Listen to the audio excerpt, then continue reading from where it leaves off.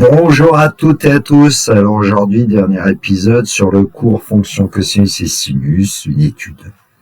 Dans le descriptif de la vidéo, vous trouverez un polycopier au format PDF ainsi qu'un lien vers mon blog où vous pouvez trouver divers documents de maths experte et de maths spécialité, notamment paragraphe 1, étude de la fonction cosinus. Alors la définition, la fonction qui au nombre réel x associe le nombre réel cosinus x et la fonction cosinus. Propriété. Premièrement, cosinus est périodique de période de pi, donc on peut se contenter de l'étudier sur l'intervalle moins pi plus pi.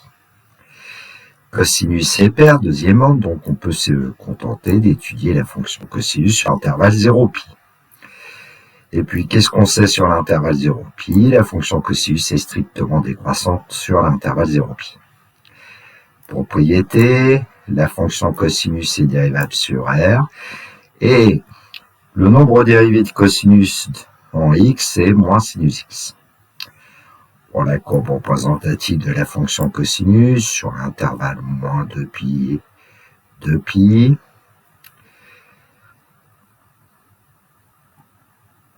propriété, A et B sont des réels tels que A soit différent de 0. Si f de x égale cosinus ax plus b, alors f' de x, ça sera égal à moins 1 sinus ax plus b. La dérivée de x plus b, c'est petit a, la dérivée de cosinus, c'est moins sinus. Donc on obtient cette formule. Paragraphe 2, étude de la fonction sinus, donc la définition, la fonction qui aurait le x associe le réel sinus x et la fonction sinus. Propriété, la fonction sinus est périodique de période de pi, donc on peut se contenter de l'étudier sur l'intervalle moins pi plus pi. Deuxièmement, la fonction sinus est impaire, donc on peut se contenter de l'étudier sur l'intervalle 0pi. Sinus est strictement croissante sur l'intervalle 0pi sur 2 et strictement décroissante sur l'intervalle pi sur 2pi. Propriété, la fonction sinus est dérivable sur grand R et le nombre dérivé de sinus en x, c'est cosinus x. Courbe représentative de la fonction sinus sur l'intervalle moins 2pi, 2pi. Et puis une propriété, petit a et petit b sont des réels tels que a soit différent de 0. Si g de x égale sinus ax plus b, alors g' de x égale a cosinus ax plus b. On rappelle que la dérivée de x plus b, c'est petit a, on la place devant, et la dérivée de sinus, c'est cosinus. Donc, on a déjà vu les courbes représentatives des fonctions cosinus et sinus sur moins 2pi, 2pi. Alors, sur moins pi plus pi. Et enfin, sur 0pi. Alors, ce que je vous propose ensuite, c'est la petite trousse de survie sur les fonctions cosinus et sinus. Il y a des choses qui ont été vues notamment en classe de première. Alors, pour tout réel t, cosinus t de plus 2pi, c'est cosinus t. Ça veut dire que la fonction cosinus est périodique de période 2pi.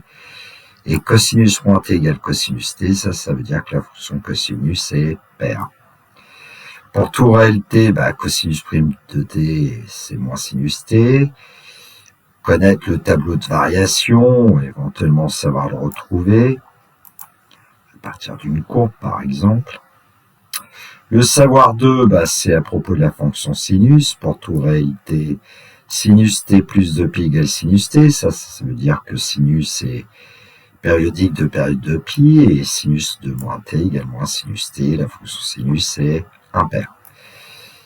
Bon, ce qui est nouveau, c'est ce qu'on a vu dans l'épisode 2 du cours. Pour tout réel t, sinus prime de t, c'est cosinus t. Bon, savoir, voici le tableau de variation de la fonction sinus sur 0pi. Donc, le savoir 3, c'est essentiellement bien connaître les courbes représentatives de sinus et cosinus sur 0pi, parce qu'on peut en déduire du coup ce qui se passe sur moins pi plus pi, et puis en général, on a surtout besoin de bien connaître ces fonctions sur un intervalle d'amplitude 2π, ça suffit largement. Alors, soit sur moins π plus π, soit sur 0,2π. Donc, le savoir 4, c'est si f de x égale cosinus ax plus b, alors f' de x égale moins a sinus ax plus b, et puis si g de x égale sinus de ax plus b, alors g' de x égale a cosinus de ax plus b. Voilà, maintenant que nous avons les éléments pour travailler avec les fonctions sinus et cosinus, il s'agira de faire des exercices. Alors, dans le descriptif de la vidéo, vous trouverez quelques exercices. Ce sont des vidéos que j'avais réalisées l'année dernière pour le bac 2024 notamment.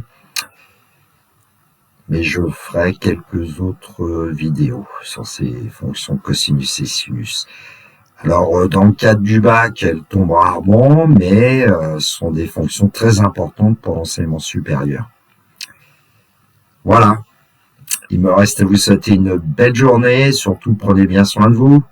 Que la force soit avec les étudiants. Au revoir.